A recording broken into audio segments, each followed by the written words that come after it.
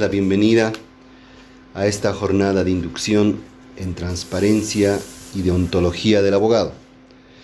Hemos empezado a implementar este tipo de capacitación a partir de esta gestión gubernamental del presidente Luis Arce y del ministro de Justicia Iván Lima. Vemos como una necesidad del abogado, de la abogada, que está habilitándose para el uso profesional, el poder recordar algunos conceptos, algunas ideas básicas sobre transparencia y sobre deontología del abogado. Recordarán que en la universidad quizás hemos llevado en un primer, segundo semestre, o primer o segundo año, y al finalizar también la carrera muy rápidamente hemos seguramente tocado temas de transparencia y deontología.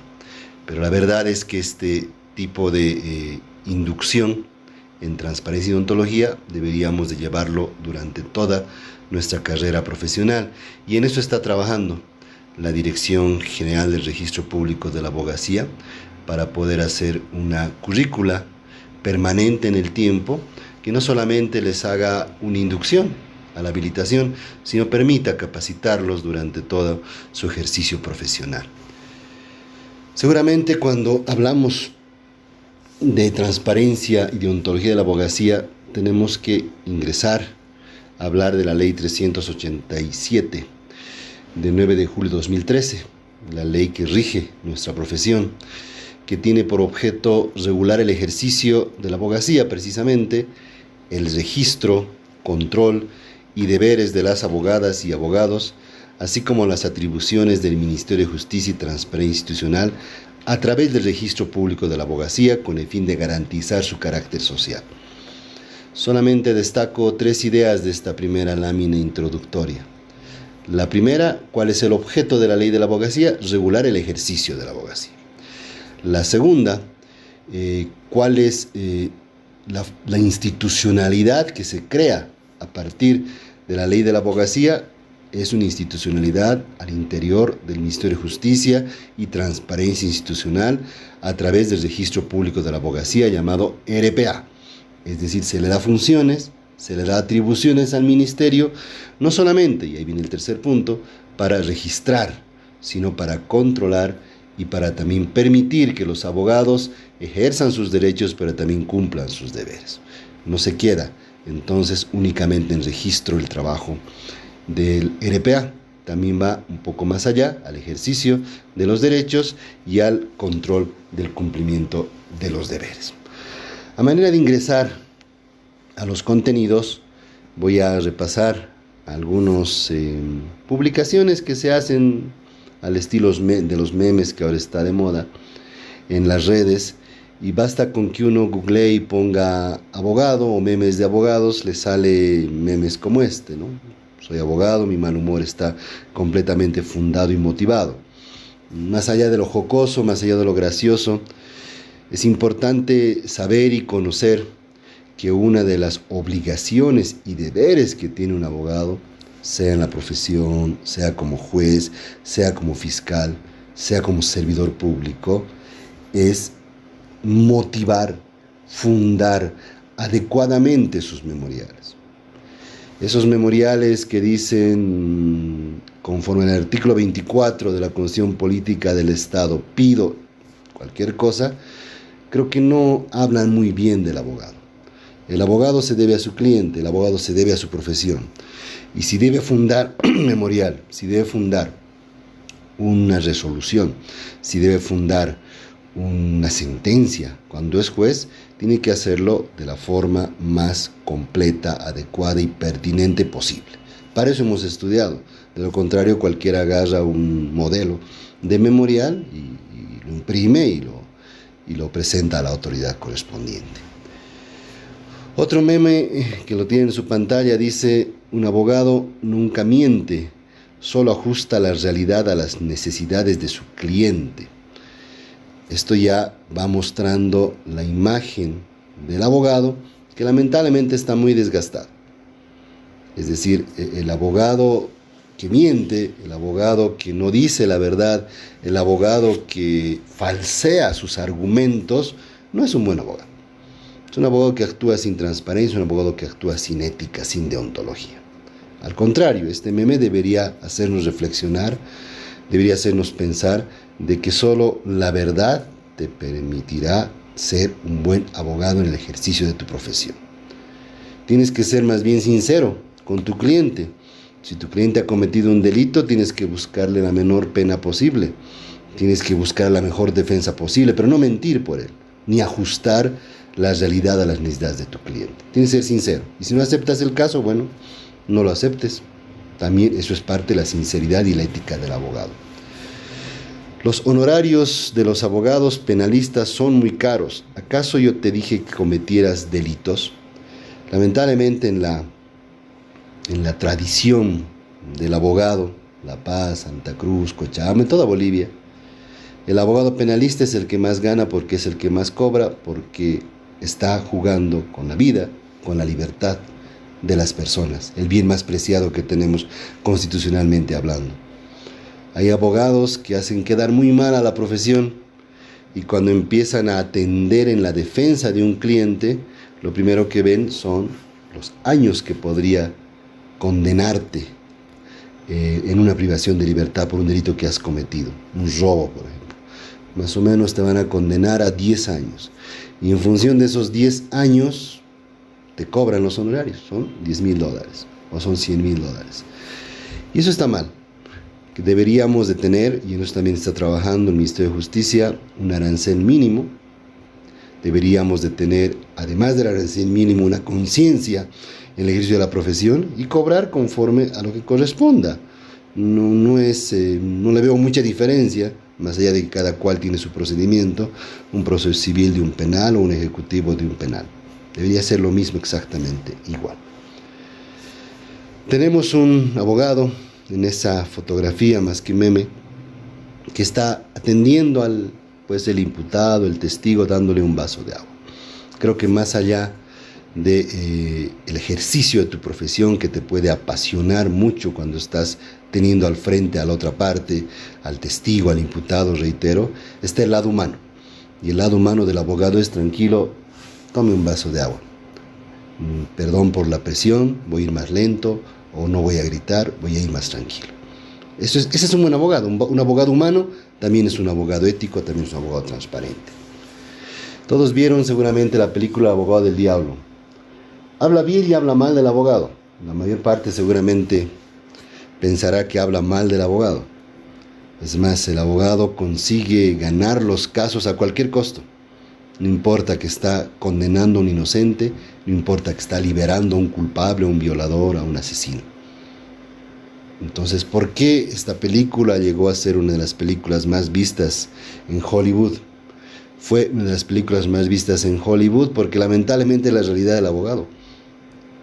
El abogado piensa que lo más importante es ganar el caso, cuando lo más importante debe ser ganar la confianza de mi cliente y hacer una estrategia del caso, que a veces termina perdiendo, entre comillas, porque en realidad no estás perdiendo, porque estás logrando una pena menor o estás logrando una sanción menor si eres abogado defensor en materia penal, por ejemplo.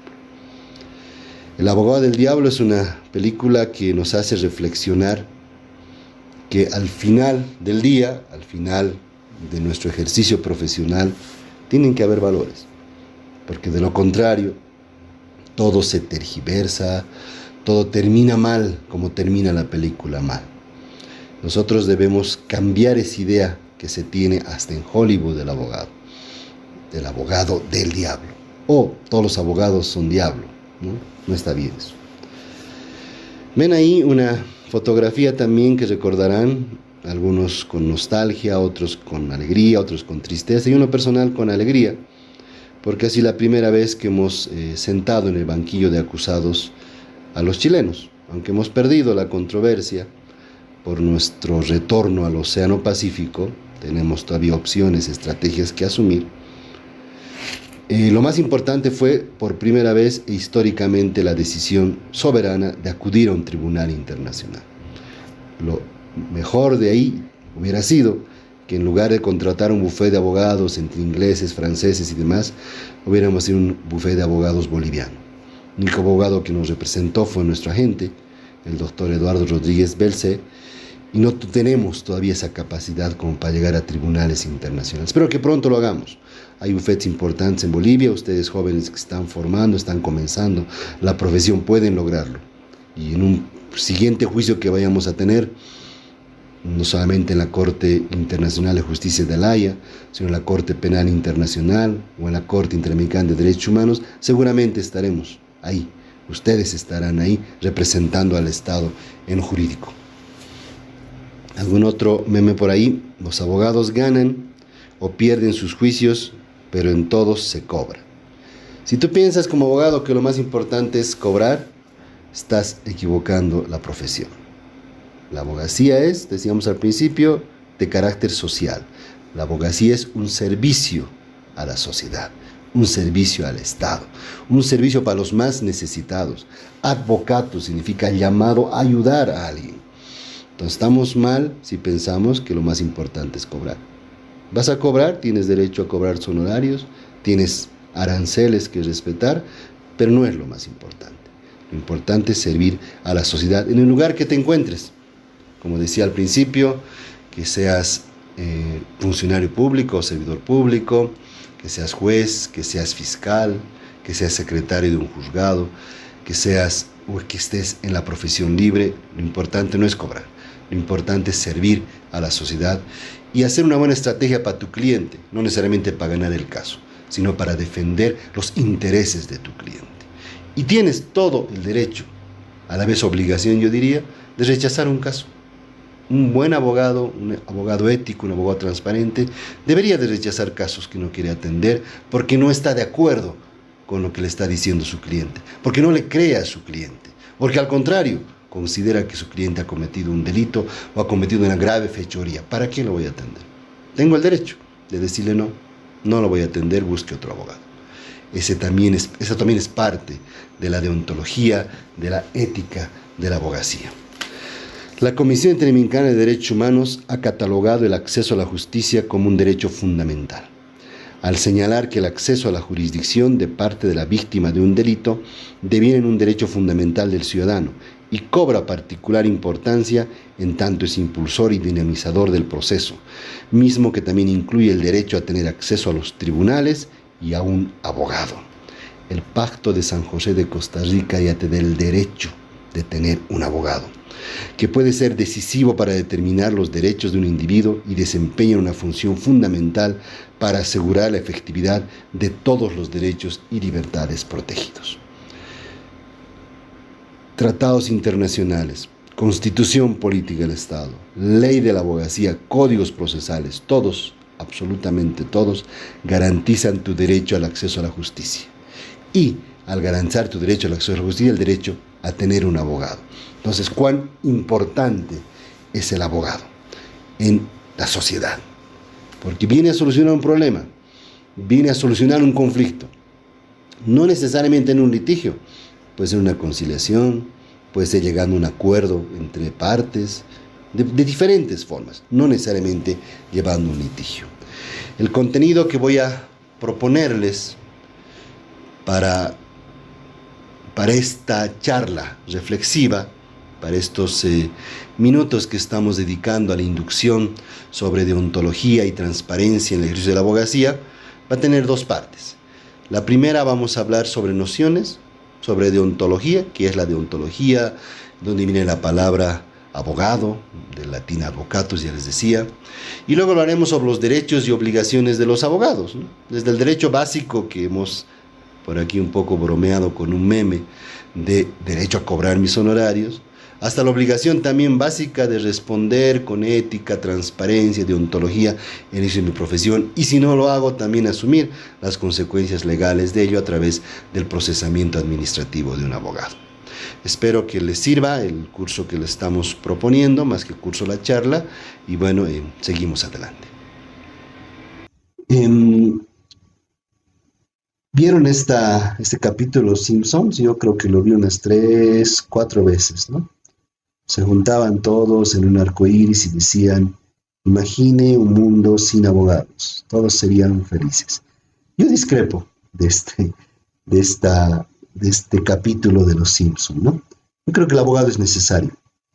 Yo creo que el abogado es una pieza fundamental para obtener justicia, porque el ser humano por sí tiene una posición personal. Y cuando dos seres humanos discrepan en esa posición personal, requieren un tercero, requieren un dirimidor, requieren alguien que les diga cuáles son sus derechos o hasta dónde son sus derechos. Y ahí entre el abogado, ahí entre el juez, ahí entre el árbitro, ahí entre el tribunal, ahí entre el fiscal.